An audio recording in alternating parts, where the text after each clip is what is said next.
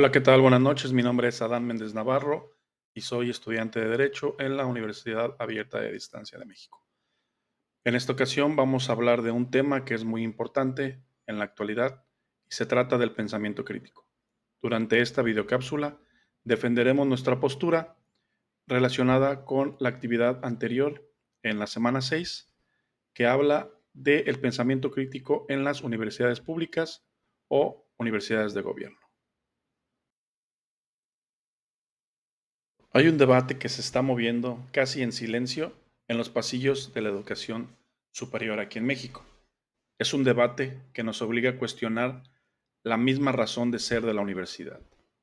Así que basándonos en un par de análisis sobre la universidad pública, hoy vamos a desempacar una pregunta que es crucial. ¿Estamos formando profesionales que son muy buenos en lo suyo o estamos formando ciudadanos que de verdad saben pensar por sí mismos? Y aquí la duda es si una cosa quita a la otra, pues no se pueden tener ambas. Bueno, las fuentes que vamos a revisar hoy sugieren que la balanza se ha inclinado y de forma bastante peligrosa hacia un solo lado. Y en el proceso se está sacrificando una habilidad que es esencial para una sociedad democrática y que funcione de manera correcta. Bueno, vamos a empezar. Primero, esta va a ser la ruta. Vamos a definir bien de qué habla eso de la crisis del pensamiento crítico. Luego analizaremos este concepto de la universidad de empresa. Después veremos la evidencia con un caso de estudio muy concreto y exploraremos qué se puede hacer en una especie de receta y cerraremos con una reflexión sobre nuestro futuro. Empecemos por lo primero. Cuando decimos pensamiento crítico, exactamente a qué nos estamos refiriendo y quizás más importante, ¿por qué es tan importante? Esto no se trata nada más de ser muy inteligente o de saber mucho de datos. Es una habilidad activa, o sea que es la capacidad de no tragarse la información así como viene, de saber cuestionar y de conectar las ideas y al final de construir un juicio que esté bien fundamentado. La propia UNESCO ya desde 1999 decía que esto era una prioridad. La pregunta es, ¿lo estaremos logrando? Hablemos de la universidad de empresa. Para entender la raíz de este problema, los análisis que revisamos apuntan a una transformación muy profunda de la universidad. Hablan de un cambio en su misión, que poco a poco la ha ido alejando de su propósito social para acceder y acercarla más al mundo de las empresas y de los empresarios. Esta verdad puede sonar un poco fuerte, pero las universidades están orientadas a satisfacer demandas de grupos económicos. Esto se conoce actualmente como la neocolonialidad, lo que argumenta que la universidad ha dejado de estar al servicio de la sociedad en su conjunto para convertirse pues básicamente en una fábrica de talento y de conocimientos para el mercado. O sea, el saber se ha vuelto una mercancía y la educación un servicio que responde a los intereses de las grandes corporaciones. El contraste es muy claro, no por un lado, sino por la visión de toda la vida. La universidad como un espacio de reflexión, de cambio social, y por el otro, el modelo que parece dominar el día de hoy, enfocado en la eficiencia, en la empleabilidad, en medir resultados. Y este cambio de enfoque impacta directamente no solo en qué se enseña, sino, y esto es clave, en cómo se enseña. Hasta aquí la teoría, la crítica a este modelo, pero vamos a ver, hay datos que de verdad respalden esta idea de que el pensamiento crítico se está perdiendo en las aulas. Pues vamos a ver la evidencia. Un grupo de investigación se metió, como quien dice, al campo de batalla, o sea, a las aulas.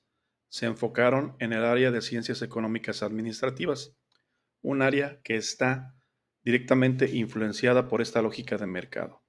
Querían medirlo ahí, en la vida real. Y para hacerlo, le aplicaron un cuestionario a 378 estudiantes, que es una muestra bastante grande, y nos da una foto bastante clara de lo que está pasando.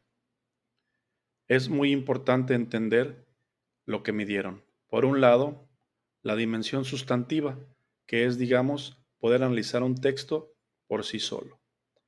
Si tiene lógica, si sus fuentes son buenas, si es verdad. Pero por otro lado, la dimensión dialógica, y esta es crucial. Se trata de poner ese texto a conversar con otros, de buscar activamente el argumento en contra y de pensar más allá de una sola perspectiva. Y aquí es donde los datos se ponen interesantes, o más bien preocupantes. Casi la mitad de los estudiantes, un 44%, admitió que si un texto confirma lo que ellos ya piensan, pues simplemente no se molestan en buscar. Y si hay argumentos en contra de ella, y esto es en el corazón del problema, es la tendencia a quedarnos en nuestra propia burbuja, donde nadie nos lleve la contraria. Pero este estudio encontró aún más cosas. Estudiantes de semestres iniciales muestran mayores debilidades, tendencia a no buscar argumentos contrarios, aceptan la información sin cuestionar su credibilidad o utilidad. La citación de fuentes al hablar es inconsistente. Aquí viene la receta. La receta es una renovación pedagógica. La pregunta es, si el diagnóstico es claro y la evidencia lo apoya, ¿qué hacemos?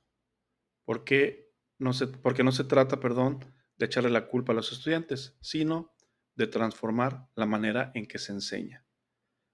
Lo que proponen básicamente es una renovación pedagógica bastante radical. Filosofías críticas, volver a las grandes preguntas, al porqué de las cosas, sobre todo en ciencias sociales. También debates socráticos, que el salón de clases se convierta en un verdadero foro de debate. También lectura dialógica. Y tercero, y esto es fascinante, implementar ejercicios como la lectura dialógica forzada, o sea, obligar al estudiante a argumentar en contra de su propia postura. Imagínense, eso rompe cualquier burbuja y obliga a un ejercicio crítico real. Reflexión final. Y así llegamos al final de esta videocápsula, que fue un recorrido que nos deja con una pregunta que en el fondo define el alma misma de lo que es la educación pública. ¿Educación para el mercado o para la sociedad? Lo que la evidencia y el análisis sugieren es que al buscar exclusivamente formar para un empleo, podríamos estar sacrificando algo mucho más grande, que es la capacidad de formar ciudadanos que puedan analizar, que puedan cuestionar y que puedan sobre todo transformar su realidad. La decisión de qué camino tomar va a definir no solo el futuro de los egresados, sino el futuro de la sociedad que ellos y todos nosotros vamos a construir.